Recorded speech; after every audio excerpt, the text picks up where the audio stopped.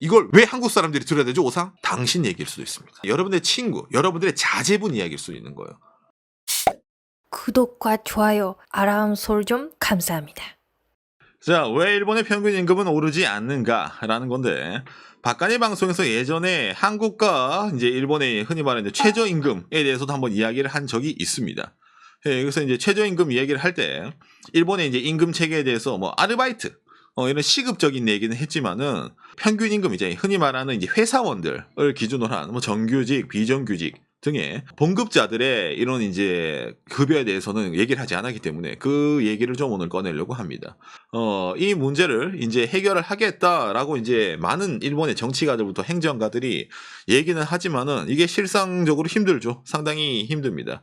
많은 사람들이 돈을 많이 벌고 소비도 많이 하고 근데 그러면 경제가 잘 돌아갈 거 아닙니까? 그죠? 돈도 받고 돈 받은 만큼 돈을 쓰고 그다음에 돈 쓴 만큼 또 사람들이 투자를 하고 이러면은 이제 경제가 선순환이라는 표현을 쓰는데 이론적으로 그렇죠. 어디까지나 이론적이죠. 근데 여러분 아시겠지만 일상생활에서 이론이란 게 접목이 될 수가 없죠. 입시 공부라든지 그런 답이 정해져 있는 이것은 정답입니다. 이 정답을 위해서는 이런 거 공부하세요. 라는 그런 이제 인류 천편적인 개념을 제외하고는 일반적으로 사회 현상이라든지 뭐 경제 현상 이런 거는 답이 없습니다.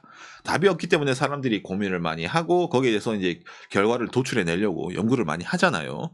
이것 또한 마찬가지입니다. 왜 일본의 평균 임금은 오르지 않을까에 대해서 많은 사람들이 의문점을 제기하고 이게 문제다 저게 문제다 이렇게 식으로 문제 제기를 많이 해요. 하지만 거기서 자 그래서 정답은 이라고 얘기할 때 정답을 얘기할 수 있는 사람이 없습니다. 일본에 계속 이제 장기 불황, 장기 디플레이션이 있어서 거기에 정답을 제시한 뭐 행정가, 정치가가 단 한 명도 없어요. 그렇기 때문에 이게 계속 유지가 되고 있는 겁니다. 도대체 일본인들의 평균 임금이 어떻길래 이걸 들고 올까? 여러분들이 한국은 평균적으로 임금이 이제 올라간다라고 생각을 하잖아요. 근데 대한민국에서도 누구는 임금이 오르고 있잖아. 누구는 야 이거 연말 상여금이나 해가지고 두둑하게 받았다 따하하 이런 사람이 있는 반면에 누구는 안 그래도 받는 급여는 똑같은데 물가가 올라가서 죽겠다 그러신 분들 있습니다. 그렇죠. 흔히 말하는 뭐 그것도 양극화라는 표현을 쓰고 사람마다 다 다르다는 표현을 쓰잖아요. 그런 문제가 있고 일본 또한 마찬가지입니다. 시사통신에서 이제 민간 평균 급여 추이에 대해서 이렇게 간단하게 표를 만들어 놨어요. 이것만 보고 판단해 봅시다. 일본인들의 평균 임금은 1997년 우리나라 IMF 때 있잖아. 그때 467.3만 엔이 평균 임금의 피크였어요. 그리고 평균 임금이 떡락을 쳐. 최근에 이제 2018년도에 약간 이렇게 올라왔다라고 해가지고 이제 얘기를 하는 거예요. 흔히 말하는 이게 아베노믹스 정권 해가지고 뭐 임금이 약간 올라왔습니다. 여러분 이러는데 이걸 넓게 보면 있잖아. 넓게 보면은 별로 임금이 오르지 않았습니다. 그러니까 여러분들이 주목해야 될 그래프는 여기에요. 현재 일본의 임금 수준은 90년대 초반의 일본의 임금 수준입니다. 이게 가능한가요? 라고 묻잖아요. 예를 들어서 대한민국에서도 있잖아. 90년대 초반에 연봉을 4천만 원 받는 사람이 지금도 연봉을 4천만 원 받고 있는 거예요. 근데 물가를 생각해요. 한국에서는. 아니 90년대 초반에 이게 새우깡이 그때 한 봉지에 100원이고 말이야. 버스 탈 때 토큰 야 그거 얼마? 덴버껌이 얼마? 야 그런데 그게 아직까지 그 돈을 받고 있는 거야 라는 게 그게 일본 사회예요. 쉽게 말해서. 그러니까 상당히 어찌 보면 신기하죠. 여기에 대해서 일본 사람들도 많이 문제를 느끼지만 일본에서도 특히 있잖아요. 해외 이주한 일본인들 있잖아. 그런 사람들이 일본에 돌아와서 깜놀합니다. 아 맞아. 아니 내가 분명히 해외에 나갈 때는 일본의 임금이 대충 이 정도였는데 20년 해외에 살다가 일본에 돌아왔어. 그런데 왜 임금이 그대로야? 아니 약간 더 줄었네? 이런 말 하는 거예요. 사람들이 이해를 못하는 거야. 이게 실제적으로 OECD 가입국 중에 있잖아요. 2000년대 들어서 임금 상승률을 딱 비교를 해보면은 오히려 줄은 나라가 어디? 일본밖에 없습니다. 아니 오상 일본은 디플레이션이잖아요. 일본은 물가도 별로 안 오르잖아요. 그러니까 저렇게 급여가 안 오른 거 아닙니까? 라고 말을 한단 말이에요. 근데 이런 것도 닭이 먼저냐 달걀이 먼저냐 이런 식의 표현을 쓰는데 디플레이션이 먼저냐 아니면은 기업들이 급여를 안 올려서 소비가 정체된 게 먼저냐 이런 식으로 얘기하는 거예요. 얻은 게 먼저냐 또 답이 안 나요. 그럼 싸웁니다. 아니요 그 국가 정책이 안 된 거예요. 뭐 기업이 안 된 거예요. 개인들이 투자를 안 하고 소비를 안 한 겁니다. 이런 식으로 이제 서로 싸운단 말이에요. 근데 일단 그거는 접어두더라도 이상하잖아요. 일본 기업들 전체적으로 그렇게 돈을 엄청나게 많이 주는 기업도 몇 개는 있지만은 일반적으로 있잖아? 상장된 기업수로 딱 보면은 그렇게 급여 수준이 높지가 않습니다. 왜? 정체가 돼 있거든. 나라 경제 자체가 그냥 멈춰 있는 거예요. 쉽게 말해가지고. 딱 요 수준 있잖아. 요 수준으로 한 90, 한 2, 3년 정도 되겠네요. 그 정도 수준으로 지금 딱 정체가 돼 있기 때문에 일본이라는 나라의 그 수준은 그대로 갑니다. 이런 말 해요. 그래서 이 비슷한 이야기를 예전에 이제 박간에 이제 짱구는 못 말려로 보는 일본 경제 이런 식으로 할 때 그런 컨텐츠 있었는데 짱구 아빠가 이때 당시에 연봉이 650만 엔. 600만 원이 좀 넘잖아요. 그러니까 짱구 아빠의 연봉 이때 당시에는 뭐 그냥 뭐 일본의 연봉이 떡상할 때 그냥 평균보다 좀 좋았네 이런데 요즘 다시 보면은 야 그때 650만 원이면 정말 우리 짱구 아빠가 대단하다 이런 식으로 다시 재평가가 된다는 점. 이런 좀 기형적인 민간의 평균 급여 추이 그래프에 있는 겁니다. 그럼 알았어. 일본 사람들의 평균 급여가 내려가는 건 알았어. 그러면은 거기에 여러 가지 이유가 있을 거 아니야. 그럼 어떤 이유가 클까? 사람들이 막 문제 제기를 많이 합니다. 동경대학 교수, 그다음에 뭐 재무성, 뭐 각종 이제 노동청 사람들부터 해가지고 있잖아. 나와가지고 얘기를 막 해요. 입을 모아서 하는 제일 큰 문제 중에 하나는 일단 이겁니다. 정규직과 비정규직의 임금 격차가 점점 커지고 있기 때문에 그거를 평균 임금으로 점점 하다 보면 이게 내려가더라라는 말이 있어요. 그렇죠. 정규직이랑 비정규직의 임금 격차가 커지는데 왜 평균이 내려가요? 그렇죠. 정규직이 임금이 높잖아. 일반적으로 비정규직보다. 근데 비정규직의 사람이 늘어나게 되면은 흔히 말하는 하향 평준화가 됩니다. 비정규직이랑 정규직의 비율 자체가 왜 이렇게 바뀌었을까? 기업들이 돈을 아끼려고 비정규직을 이렇게 고용을 하는가? 그렇죠. 그렇죠. 여러분들이 일본이라는 나라를 보실 때 있잖아요. 박근혜 선생님도 얘기하지만 일본이 잘 나갈 때가 흔히 말하는 버블 경제가 이거 약간 꺾이기 전까지 잘 나갔잖아요. 90년대 초반대까지 일본이 잘 나가는 나라였습니다. 그런데 당장에 이 90년대부터 해가지고 2000년대에서 일본 기업이 전 세계적으로 막 엄청나게 떡상을 했다. 일본이라는 나라가 엄청나게 또 두각을 이뤄낸다. 일본이 뭐 독일을 다시 꺾는다. 이런 얘기는 들어본 적이 없을 겁니다. 일본 내에서는 한번 꺾였지만 어느 정도 경제가 다시 올라가나요? 그러다가 뭐 한번 이제 슥슥슥 이런 말이 있지만은 전 세계적으로 봤을 때 일본 경제가 다시 부활을 하나요에 대해서는 상당히 회의적일 겁니다. 흔히 말하는 자동차로 대표하는 토요타라든지 그런 몇몇 기업을 제외하고는 예전에 그런 이제 일본 기업의 파워가 많이 줄어든 거예요. 전 세계적으로 봤을 때. 왜냐면 대한민국이라든지 뭐 대만이라든지 다른 나라 있잖아. 신흥국, 독일에 있는 기존의 기업들, 미국 기업들 이 대두를 한 것도 물론 있겠지만 일본이라는 나라 경제 자체가 그렇게 막 이제 떡상 올라갑니다라는 개념 자체가 잘 없습니다.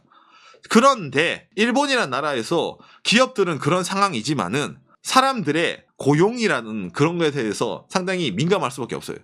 이게 좀 일본식 사고로 얘기하면은 일본 기업을 있잖아요. 흔히 말하는 하나의 뭐 사무라이 그 누구의 사람입니다. 이 기업이. 근데 거기서 사람을 고용을 하는 거예요. 예를 들어 사무라이가 사람을 고용해. 자기 밑에 있는 무신들을 고용하는 거예요. 몇 명들을. 고용을 하는데 이 사무라이에게는 사명이 있습니다. 뭐 얘는 이제 우리 가족이야. 가족이기 때문에 일단은 얘들을 밥은 먹여 살려야 돼. 얘들을 밥을 먹여 살려야 되는데 좋은 밥은 못 먹이더라도 이 얘들한테 일단은 어느 정도 먹고 살 정도는 생명 연장 장치를 해줘야 돼. 라는 게 옛날 흔히 말하는 이게 사무라이 방식이거든. 그게 현대 기업으로 넘어온 거로 보면 됩니다. 사람들이 누가 엄청나게 막 이제 돈을 많이 주고 얘는 많이 주고 너는 못하니까 너는 아예 없애버리겠어. 너는 아예 집에 나가. 이게 아니에요. 너도 약간 좀 참아라. 대신에 이 밑에 있는 친구도 있으니까 우리가 얘가 좀 못났더라도 얘도 먹여 살려야 되지 않겠냐 라는 식으로 말이 가는 거야. 그래서 박간이 방송에서 있잖아요. 늘 하는 말이 일본은 정말 셀러리맨들의 천국이에요. 전체 경제활동 인구 중에 급여 소득자가 90% 가까이 되는 나라입니다. 라는 얘기를 제가 방송에 자주 하는데 원래 그랬냐? 아니에요. 이때 당시에 약간 올라갈 때 일본의 급여 소득자는 약 70%가 될까 말까 했어요. 그런데 여기서부터 여기까지 올 때 있잖아. 일본의 평균 급여가 올라가다 다시 내려가고 다시 올라갈 때 이때까지 올 때 일본의 급여 소득자가 점점 늘어납니다. 그러니까 원래까지 셀러리맨이 아니던 사람들도 셀러리맨이 된 겁니다. 일본이라는 나라에서는. 근데 기업들이 잘 나가요? 잘 나가는 건 잘 들어본 적이 없잖아. 자, 여기서 여러분 딜레마가 오지 않습니까? 하나 더 몇 개 보여드리면은 일본의 전체 인구는 일단 감소세입니다. 근데 급여 소득자 수 옆에 나오잖아요. 일본의 인구에서 급여 소득자 수는 과거에 비해서 점점 늘어납니다. 이게 2008년에 급여 소득자 수 인구, 그 다음에 2018년에 급여 소득자 수의 인구예요. 셀러리맨들은 매년 늘어나요. 흔히 말해 일본이라는 나라에. 근데 인구는 줄어들잖아. 그리고 또 뭐 비정규직은 늘어나요. 자, 이게 무슨 말일까? 내가 원래 떡을 2개 먹는데 네가 떡 2개 먹을 거 그 떡 하나에 반을 쪼개가지고 쟤한테 좀 나눠주라. 그러면은 쟤는 떡 반 개라도 일단은 먹고 살 수 있잖아. 그지? 그런 사람들이 일본에 우후죽순 늘어나기 시작합니다. 그러다 보니까 일본이라는 나라가 속칭 셀러리맨 천국이 되는 거예요. 비정규직이 또 셀러리맨이잖아. 일단은 그걸 맞아. 급여 소득자니까. 천국이 좋아서 천국? 아니, 많아서 천국이 되는 거예요. 이게 정부 입장에서는 좋지. 왜 좋을까? 자영업자, 현금화된 일본 사회잖아. 자영업자를 내면은 현금을 하다 보면은 이게 정부에서 좀 쫓기가 힘듭니다. 이 사람이 세수라는 거를. 그런데 일본의 경제활동 인구가 다 셀러리맨이 돼봐. 저 사람이 피고용자가 돼. 그러면은 원천 징수가 가능하게 되는 거야. 과거에 70%밖에 원천 징수를 못했다면은 현재는 경제활동 인구 90%의 원천 징수를 할 수 있으니까 일본 정부는 개꿀이에요. 근데 사람들 입장에서는 비정규직이 늘어나잖아. 평균 소득이 줄어드는 거야. 그러면은 생활 자체가 좋을 수가 없죠. 그러니까 일본이라는 나라는 국가는 어느 정도 유지를 할 수가 있습니다. 이런 시스템 상황에서도. 일본 사람들의 십시일반 원천 징수로 다 올라가니까요. 특히 최근에 있는 이 아베 정권 때도 일본에서 이런 말을 많이 하는데 어떤 말을 하냐면은 일본의 총인구 1억 총인구 총활약 사회 임금을 올려가지고 그다음에 일본 사람들의 생활 수준을 높게 해가지고 있잖아. 소비를 활성화시켜가지고 만성 디플레이션인 일본의 이 경제를 활성화시키겠다가 원래 아베노믹스 내수 경제에 있어서의 전략이었어요. 그런데 그게 잘 안 됩니다. 왜? 아베 총리가 일본 기업들 총수를 만나요.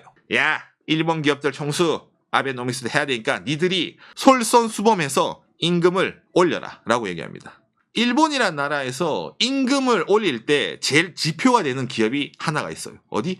토요타 자동차입니다. 이게 왜 토요타 자동차가 이러시 임금 있잖아? 거기에서 기준이 되냐면은 일본의 노동조합의 역사를 봐야 되는데 노사관계가 원래 안 좋았던 노사관계에서 어느 정도 원활한 일본에서 서로 노동자랑 사측이 야 뭐 그 정도면 이 정도로 임금 올해 협상 갑시다. 올해 이렇게 합시다. 라고 봄에 노사가 협정을 하는 이런 서로 사이좋게 협정하는 구조를 만든 기업이 토요타예요. 일본에서. 그래가지고 일본 어느 기업들도 그러면 토요타가 노사 협정으로 저 정도로 임금을 정하네. 자, 그러면 우리 기업은 토요타보다 잘 나가니까 한 요 정도로 정하자. 우리 기업은 토요타보다 못 나가고 이익도 안 나오니까 우리 기업 한 요 정도 수를 맞추자. 이게 흔히 말 일본의 레퍼런스가 된 겁니다. 자, 그러면 이걸 반대로 하면 정치권에서는 토요타 같은 대기업을 불러들여놓고 있잖아. 자, 니들 임금 올리세요. 디플레이션 탈피합시다. 일본 떡상 가자. 그래서 그런 대기업들을 딱 불러두고 얘기를 합니다. 그럼 일본 대기업들 몇몇 기업들은 흔히 말하는 베이스업, 셀러리맨의 기본금을 약간씩 올립니다. 오, 그래. 그러면 이제 대기업도 오리니까 다른 중기업, 소기업도 따라서 올라가겠지라고 정치권은 생각을 하는 거야. 그렇죠. 그지? 대기업들이 솔선수범을 하니까. 이론상. 근데 아까 제가 뭐라 했습니까? 토요타라는 그런 대기업을 기준으로 우리는 그 친구들보다 못 나가니까 우리는 안 해도 되겠지라는 정서가 있다 했잖아. 토요타는 토요타예요. 뭐 소니도 소니야. 잘 나가는 대기업들은 지들끼리 하세요예요. 그게 일본 총 경제 셀러리맨 인구 중에 10%도 안 됩니다. 그런 기업들이. 나머지 90% 이상들은 우리랑은 관계가 없어요. 쟤들은 쟤들이고 우리는 우리예요. 맞아. 그 사람들은 잘 나가니까 올라가는 거지 우리는 상관이 없습니다라고 하니까 정치권에서 말한 뭐 솔선수범을 보이면은 다른 기업도 따라가겠지. 그게 낙수 경제로 이어지겠지라는 일본이라는 플랜이 아예 처음에 전제 조건부터 무너지게 됩니다. 소기업, 중기업과 대기업이잖아. 대기업이 흔히 말하는 일본의 제조업 기반이잖아요. 그지? 그럼 이거를 우리가 서플라이 체인으로 봅시다. 대기업이 원가 절감하려면 누구를 때려야 됩니까? 티어 1, 1차 하청이잖아. 그 친구를 중기업이라고 칩시다.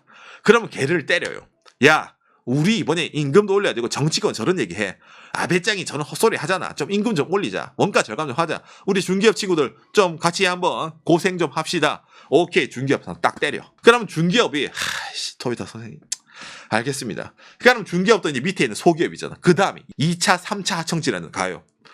우리 친구들 같이 허리띠를 졸라 매자고 그러면 그 밑에 하청을 더 갈고요. 그럼 또 밑에 하청을 갈구겠지. 이게 일본의 흔히 말하는 서플라이체인 구조입니다. 그런데 그 상황에서 위에는 위를 갈구니까 어떻게 돼? 급여를 올릴 수가 있잖아요. 그러면 이 밑에는 국가에서 나도 올려 이러는데 이게 말이야 막걸리야. 당장에 위에 기업을 받쳐주기 위해서 우리가 허리띠를 졸라매고 있는데 우리도 같이 올리라고? 그래서 디플레이션 회복? 저게 말이야? 그래서 대기업이 모범을 하자라는 이 기조가 상당히 무너지게 됩니다. 그런데 올해는 특히 이게 더 무너지게 돼요. 왜냐면은 토요타가 임금을 잘 안 올릴 거랍니다. 난리가 났어요. 불황이잖아. 당장에 지금 코로나부터 해가지고 일본 지난해 그거 소비세 인상해가지고 있잖아요. 불황이에요. 그러니까 토요타 선생님조차 올해는 힘들다. 그러니까 이것도 뉴스에 나와요. 토요타 노동자 측이 사측의 어려움을 대변한다요.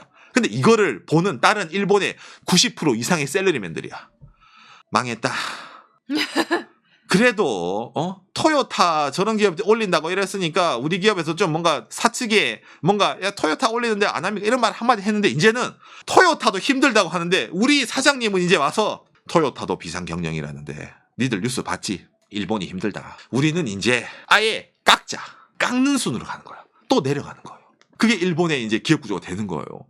그러면 어떻게 돼? 아니 사장님 우리 지금 먹고 살기 힘듭니다.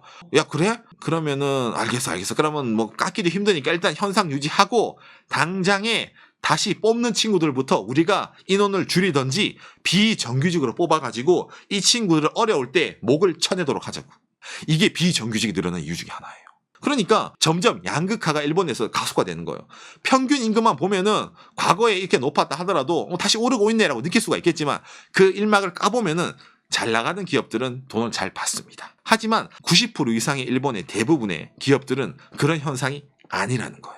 아니 지금 오상의 말을 계속 듣다 보니까 비정규직이라고 하던데 아니 그거 국가에서 비정규직 그거 정규화 시키면 안 됩니까? 그 사람들 다 정규화 시켜가지고 아예 일할 사람들은 딱딱딱 그지? 시어를 딱 확보를 해가지고 제대로 일할 친구들을 정규직화하고 아니 비정규직을 못하게 막아두면 되지 않습니까? 느끼잖아요.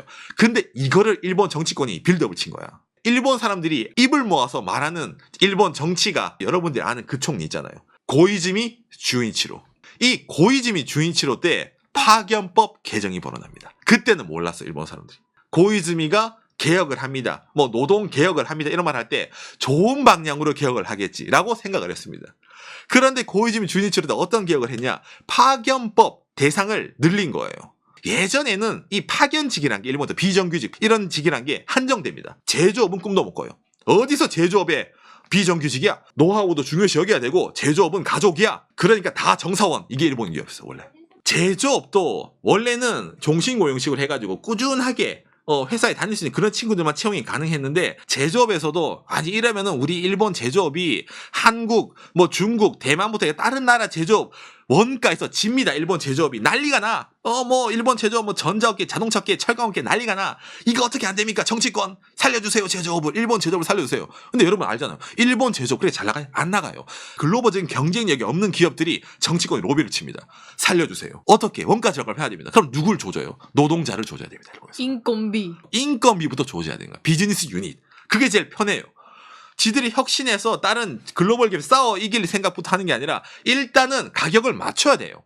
다른 기업들이랑. 그래야지 살아남을 때 생각을 하는 거예요. 그러면 그렇죠. 노동자를 때려야 되는 거예요. 그래서 고이즈미 때 시작된 파견법 개정부터 스타트가 돼가지고 그부터 개정을 거쳐서 일본에서는 어느 순간 공장에서 1년, 2년 일하는 단순 노동자들이 자동차 공장, 전자 공장, 뭐 각종 공장에 우후죽순 들어가기 시작합니다. 원래 그거는 고등학교 졸업한 사람들이 들어가는 고졸자 사원의 정사원 자리였어요. 근데 그 사람들을 줄이기 시작한 거야. 그럼 진짜 제 오빠도 예전부터 저희에게 얘기하잖아요. 제 오빠가 공장에서 일하는데 진짜 기술력 있는 사람들 없고 파견 사원밖에 없기 때문에 앞으로 망한다고. 그러니까 이게 현장에서도 느껴집니다. 왜냐면은 이게 일본 제조업의 현장직은 고졸 사원들이 고졸하고 뭐 흔히 말 전문 공업 고등학교 나온 사람들이 끌고 가는 거예요. 현장직을. 그리고 그 사람들이 정사원이니까 현장에 라인 같은 것도 있잖아요. 여러분 제조업은 라인의 노하우, 라인이 고장 났을 때 어떻게 대처를 해야 되고 이거를 어떻게 해야 된다는 거를 그 정규직 사원들이 일본 제조업을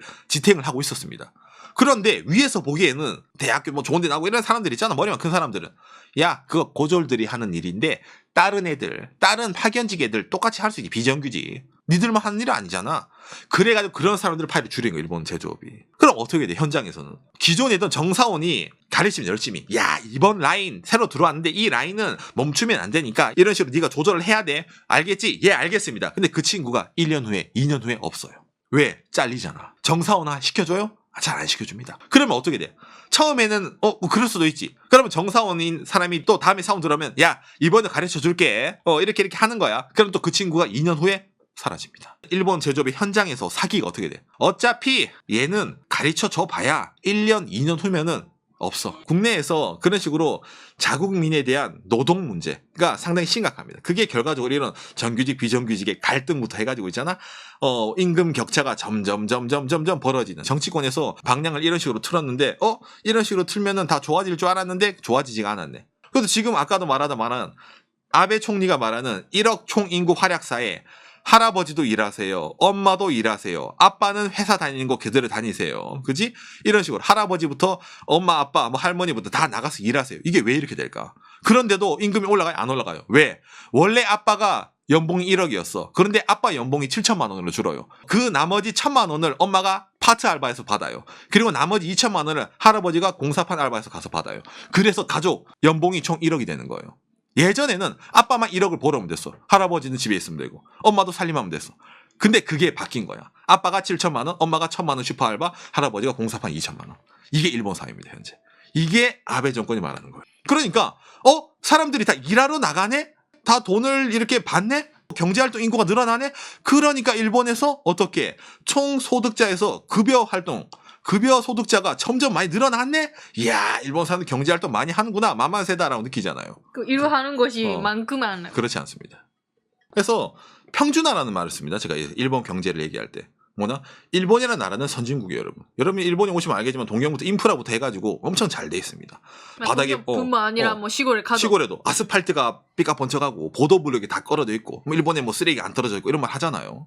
그게 일본이라는 나라가 세금을 원천기수의 세금으로 복지를 치는가 그래요.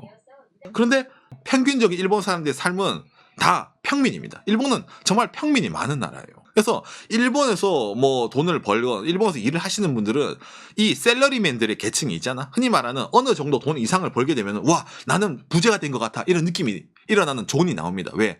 이 셀러리맨 사회가 하향 평준화가 되다 보니까 그 밑에서 계급 사회가 생기는 거예요. 일본이라는 나라는. 좀 재밌어 이게. 그러니까 서민들이 상당히 많은 나라고 그 서민들의 기조를 유지하는 나라예요. 근데 이게 감각이 마비되는 거예요. 쉽게 생각해봐요. 이때는 선진국이었잖아. 그지? 버블이 붕괴되더라도 선진국이었어요. 그런데 이게 이렇게 올라갔다가 다시 내려가고 약간 올라오고 있다 하지만 일단 낮아, 추세가. 뭐 환율이라든지 그런 걸 다 떼고 얘기하더라도 있잖아. 일본 사람들이 국내에서 살 때 소득으로 볼 때. 근데 여기에 대해서 아닙니다, 여러분. 일본은 더 잘할 수 있습니다. 일본은 더 열심히 해가지고 있잖아. 예전에 과거 이거보다 더 떡상을 칠 수 있었는데 지금 잘못하고 있는 거예요. 그러니까 여러분들 꿈에서 깨어나서 현실 직시를 해야 됩니다. 당장에 제조업에서는 중국, 한국, 대만부터 해가 치고 올라오고 있어요. 경제 금융에서도 우리가 국채를 이렇게 찍어내면 안 됩니다, 여러분. 우리 국민들이 정신을 차리고 좀 더 열심히 일을 해가지고 어떻게 다 해봅시다. 이런 말을 하는 사람이 있을까요? 없어요. 왜? 어느 나라도 마찬가지지만 여러분, 국뽕 컨텐츠가 최고입니다. 우리는 아직까지 괜찮아요. 우리는 이대로 하면 됩니다. 이대로 쭉 나가면은 우리나라는 잘 될 거예요. 지금도 잘하고 있어요. 그러니까 굳이 이걸 갈아엎을 필요가 없어. 안 그래? 물가도 싸잖아. 그러니까 그런 식으로 쭉 현상 유지가 가는 거예요, 사람들이. 마비가 됩니다, 이게. 못 느껴요. 슈퍼에 가더라도 당장에 물건 사는 데는 지장이 없거든. 내가 절약을 하면 되는데, 그지? 내가 못하는 건 내 탓이고 남 탓이 아니니까. 이런 식으로 생각하게 된단 말이에요. 이런 정규직과 비정규직으로 나뉘는 이런 격차에 대해서는 서로 이게 사람들의 사회적 갈등이 많이 있습니다. 이러면 회사 내에서도 있잖아. 저 친구는 정규직이니까, 야, 얘는 비정규직이니까, 이런 식으로 말도 많지만은 거기에 대해서 국가에서 뭐 하냐, 그런 건 잘 없어요. 잘 바뀌지 않습니다. 그러니까 우리 방송 볼 때잖아. 아니, 오상 일본은 고속도로비도 비싸요. 일본은 집도 좁아요. 일본은 자연재해도 많아요. 그치? 일본은 여러 가지로 안 좋은 게 그렇게 많다며요. 근데 왜 일본 사람들은 불만 안 할까요? 일반적인 사회적 인프라는 잘 돼 있거든요. 고속도로가 비싸면은 비싼 만큼 편리하게 돼 있잖아. 그지? 일본의 길가에 보도블록이 깨끗하고 도로가 아스팔트가 잘 돼 있고 있잖아. 건물이 잘 돼 있고 길가 쓰레기가 위생적으로 잘 돼 있어. 그게 왜 그럴까? 너님한테 원천 징수된 돈으로 국가가 굴리는 거잖아요. 근데 사람들 그걸 못 느껴요. 나라가 인류니까, 나라가 선진국이니까 이렇게 잘 돼 있구나. 해외 나가서 유럽, 미국, 뭐 어디 다 동남아, 한국도 마찬가지야. 길가에 쓰레기가 많이 있어, 침이 있어, 밑에 전단지가 막 뿌려져 있어. 아이고 더러워. 일본은 하지만 깨끗해. 역시 일본은 최고야. 왜? 네 세금이거든. 그러니까 당신의 삶이 나아지지 않는 거지. 삶은 나아지지 않지만은 모두에게 십시일반이라는 표현을 쓰죠. 일본 국민들에게 다 십시일반으로 돈을 걷어가지고 그 거둔 돈으로 어떻게 사회적으로 투자를 하는 거예요. 그게 일본이라는 나라입니다. 아니, 오상 뭔가 공산주의 같은 느낌이 나는데요? 부정은 하지 않겠습니다. 그런 느낌이 살짝 나거든요. 네, 모든 사람들에게 이게 떼가기 때문에. 근데 왜 일본에서는 사람들이 거기에서 불만을 하지 않을까? 편리하고 좋잖아요, 일단은. 그게 좋으니까 나는 조금 이제 뭐 비정규직에서 나는 돈을 별로 못 벌겠지만 밖에 나가서 놀 때는 그래도 깨끗한 환경에서 있으니까 건물도 멋지고 그런 레저 시설도 잘 돼 있으니까 나는 그 좋으니까 나는 만족해라는 사람도 있는 거예요. 아무튼 그래가지고 일본은 왜 평균 임금이 오르지 않는가에 대해서 뭐 구구절절 말이 많았지만은 국가의 정책, 나라의 정책도 있었고 일본이라는 나라의 제조 기반된 이 사회적 구조, 그다음에 플러스 뭐 정규직과 비정규직의 임금 격차, 비정규직이 점점 늘어나고 정규직이 줄어들고. 그러니까 사람들이 느껴야 됩니다. 일단은 기업 자체가 사람들에게 임금 일한 만큼 돈을 줄 수가 있다는 걸 심어줘야 돼요. 회사를 오래 다니니까 돈을 주는 게 아니라 일을 열심히 하고 옆에 하는 친구보다 내가 실적이 좋고 이러면은 나는 이 정도 월급을 받을 자격이 있어라는 사람에게 그만큼 돈을 주는 풍토가 있어야 돼요. 단지 나보다 일을 하지 않고 회사에 먼저 나와가지고 이제 나오냐 느리네 하지만 회사에 와가지고 그죠 그냥 가만히 툭툭툭툭 치는 저 아저씨가 나보다 돈을 많이 받아가는 그런 인사 시스템이 구축이 되어 있는 상황에서 사람들에게 어떻게 너 열심히 해 이런 말 하는 자체가 어불성설이잖아. 안 그래? 이게 흔히 말해 일본의 연공서열주의라는 거예요. 그것부터 어느 정도 실력주의로 바꾸고 일한 만큼 돈을 받아갈 수 있어요. 임금을 올리란 말이 아니야. 열심히 하는 사람을 대우해 줍시다. 회사에 공헌을 하는 사람을 대우해 줍시다. 라인을 잘 타는 사람들, 상사에게 딸랑딸랑 잘하는 사람들보다 일을 하고 실적을 내고 어느 정도 공헌을 하는 사람들 우선으로 한다면은 바뀔 수가 있겠죠. 그런데 거기에 대해서는 지적을 하지 않잖아. 왜? 이미 기득권층은 나 때는 마리아가 나오잖아요. 나 때는 우리 위에 사람들이 그러면 하더라도 괜찮았어. 이 친구야. 나는 이 월급 받고 20대, 30대를 불사웠단 말이야, 회사에서. 그런데 이 친구야. 내가 뭐 좀 있겠다는데 자네가 무슨 말을 그렇게 하는 건가? 옳지 못하지 않은가? 우리는 그때 희생한 거를 지금 받는 거야. 틀린 말은 아니에요. 그런데 그때랑 지금이랑 뭐가 달라? 그때는 일본이 아시아에서 유일하게 치고 가는 선진국이었잖아. 근데 지금은 아니라는 거예요. 근데 그걸 쏙 빼고 얘기한 거잖아. 그러니까 일본에서도 그런 희생을 필요로 한 사람들이 있지만은 희생을 하지 않죠. 왜? 이제 그 사람들이 기득권층에 왔으니까. 그러니까 연공서열 제도는 유지를 해야 됩니다. 기업들에게도 급여, 돈 많이 내라. 돈 많이 줘라. 평균 임금 안 오르니까 사람들에게 돈을 막 퍼줘라. 야, 이러면 기업들이 싫어하니까 내부적인 체질 개선이 있잖아요. 그런 체질 개선이 상당히 많이 필요한데 그게 좀 잘 안 된다는 게 문제죠. 회사를 체질 개선할 수 있는 거는 20대 신입사원, 30대 대리 아닙니다. 50대 부장님, 60대 이사님이 회사를 바꿀 수가 있어요. 그런데 50대 부장님, 60대 임원님이 회사를 20대, 30대 친구들만 좋은 그 친구들의 일할 의욕이 생길 만큼 해주는 그런 회사가 몇 개 있을 것 같습니까? 자기들의 이익을 포기하고 거의 없겠죠. 정책도 그렇지만 하나하나씩의 회사들이 쉽게 바뀌지 않기 때문에 일본의 평균 임금은 오를 수가 없습니다. 근데 이걸 왜 한국 사람들이 들어야 되죠, 오상? 그렇죠, 여러분. 왜 이걸 여러분들이 들어야 될까? 이걸 들으면서 우리 회사 이야기네. 오상 뭔가 내가 저번에 다니던 직장 이야기네. 아까 채팅창에 이거 한국 얘기예요 라고 하시는 분도. 그죠. 이게 옆 나라 이야기니까 우리가 하하하 이렇게 듣지만 당신 얘기일 수도 있습니다. 당장에 여러분의 친구, 여러분들의 자제분 이야기일 수도 있는 거예요. 근데 우리 회사는 안 그런데요? 그렇죠. 몇몇 대기업 간 친구들. 안 그럴 수도 있겠지만 우리나라에서 대기업에 가는 친구들이 몇 명 있겠습니까? 그러니까 남 얘기가 아닐 수도 있는 거예요. 그러니까 왜 이런 컨텐츠를 할까? 일본이라는 사회에서 이런 정책이 있었고 이런 식으로 가서 결과적으로는 30년간 이게 정체가 되어오는 나라잖아, 일본은. 그러면 우리나라가 정체가 안 되고 우리나라가 더 대한민국에 가자! 진정한 우리나라 사람들이 국뽕을 느끼려면은 옆 나라에 저런 식으로 해서 하고 있는 거를 저거 싫어요 이게 아니라 저게 됐구나. 그러면 우리는 저런 케이스 스터디를 가지고 어떻게 해야 될까? 저런 걸 가지고 같이 머리를 굴려서 생각을 해봐야지 않을까라는 생각에 제가 이런 거를 하는 겁니다. 남일이 아니에요. 저것도 나쁜 케이스든 좋은 케이스든 일단 알면은 언젠가는 여러분들한테 도움이 될 수가 있다고 생각하기 때문에 오늘 이걸 들고 왔습니다.